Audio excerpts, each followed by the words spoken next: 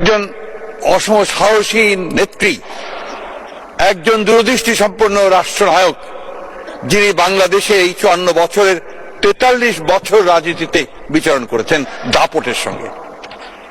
এই নেত্রী বাংলাদেশে তিনবার তিনি প্রধানমন্ত্রী নির্বাচিত হয়েছেন বিপুল ভোটে এবং সম্পূর্ণ একটি নিরপেক্ষ ভোটের মাধ্যমে।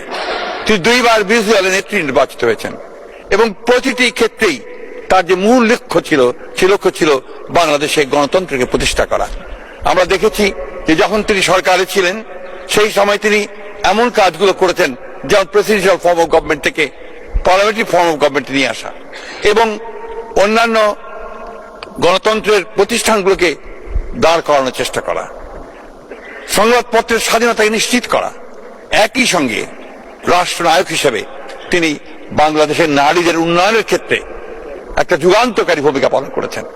তিনি মেয়েদের ক্লাস 10 পর্যন্ত লেখাপড়াকে অবৈতনিক করেছিলেন এবং মহিলাদের ক্ষমতায়নের জন্য তিনি অনেক কাজ করেছিলেন।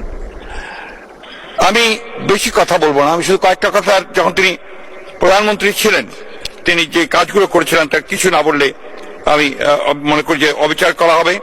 তিনি প্রাথমিক শিক্ষাকে বাধ্যতামূলক করেছিলেন, যেটা একটা যুগান্তকারী পদক্ষেপ ছিল এডুকেশনের ক্ষেত্রে।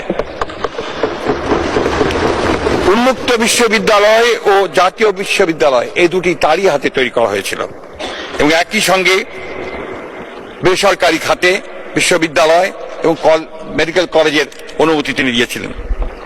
তিনি কৃষকের ভাগ্য পরিবর্তনের জন্য 5,000 টাকা পর্যন্ত কৃষি ঋণ সুদ সহ মকুব করেছিলেন, 25 বিঘা পর্যন্ত জমির খাজনা মাফ করে দিয়েছিলেন। একই সঙ্গে তিনি আমাদের মুক্ত বাজার অর্থনীতিকে সামনে এগিয়ে নিয়ে যাওয়ার জন্য তিনি অনেকগুলো ব্যবস্থা গ্রহণ করেছিলেন।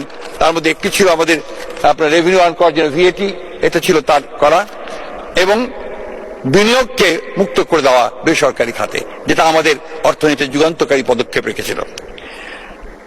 একই সঙ্গে অনুমতি ছাড়াই 30 কোটি টাকা বিনিয়োগের সীমা নির্ধারণ করা হয়েছিল এবং নতুন শিল্প প্রতিষ্ঠা করা হয়েছিল সেই সময়।